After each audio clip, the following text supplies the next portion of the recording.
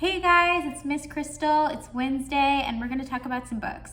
So today's theme is mental health because May is Mental Health Awareness Month. So I decided to highlight that in these 4 books. So I'm going to start with my middle grade and then I'm going to keep on going to my high school books just so you know what's going on. Okay, first things first.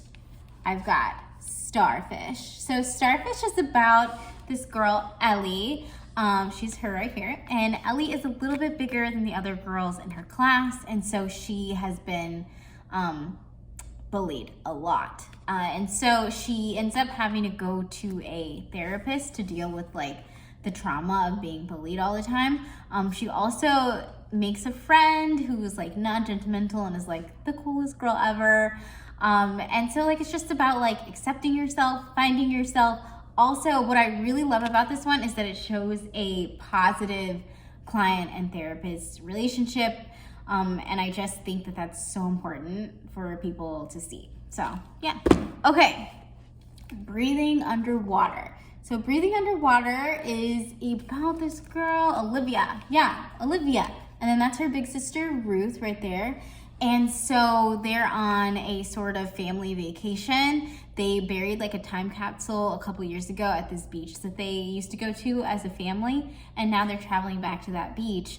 And at the same time, Ruth is Olivia's older sister, is suffering with depression, and it's getting worse and worse as the days go on, and Olivia would do anything to make her sister feel better, you know? And so she feels like if I find this time capsule, maybe it'll remind her of like all the fun things that we used to do together and it'll make her feel better. But more than anything, it's about like, how do you deal with a loved one who is dealing with mental health struggles? You know, how do you go about accepting where people are at the time and how do you meet them there, you know? But I think it's a good one. I can't wait to read. Okay, next one.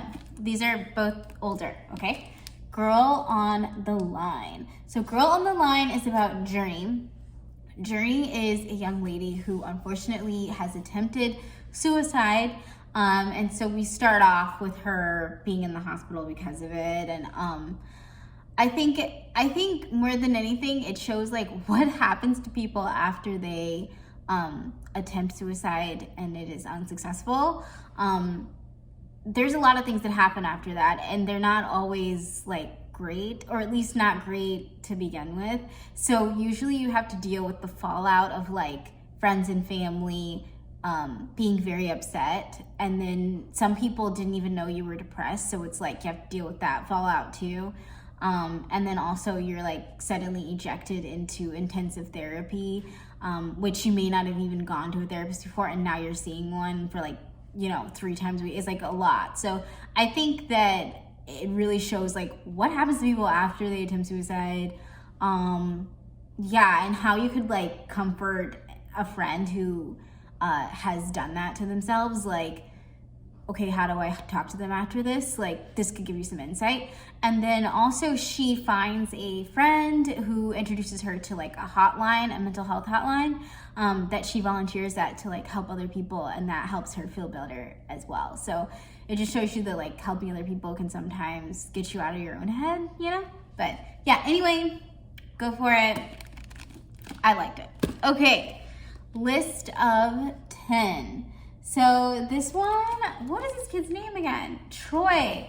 Okay, so this one is Troy, and he has Tourette's, and he also has issues with OCD, and he fixates on the number 10 a lot, and so he has like panic attacks and things when he can't like reach the number 10 in all aspects of his life. And then also his Tourette's acts up because of stress because of that, which is like a double whammy. And he decides that like he wants to end his life. And so the way that he's going to do it is that he makes like a list of 10 things that he's going to accomplish. And then once he's done with those things, the last one on the list is commit suicide. So very dark to start out with, but like don't let it deter you, because Troy is such a lovable and like ends up being such a funny and lovable character. And then he also meets this other girl, Corey, and she like kind of gets him out of his head, helps him accomplish things on his list, like not knowing what it's leading to. And so like, I don't know, it's obviously one of those that is trying to show you that like there's more to life than you even imagined, but I think it's a good one. You know, go for it. Okay, so that is it for my mental health awareness picks. If you liked them, then come get them. Also, summer reading will be starting in about 2 weeks. It'll be starting the second week of June, and then also take care of you. Okay, see you guys later.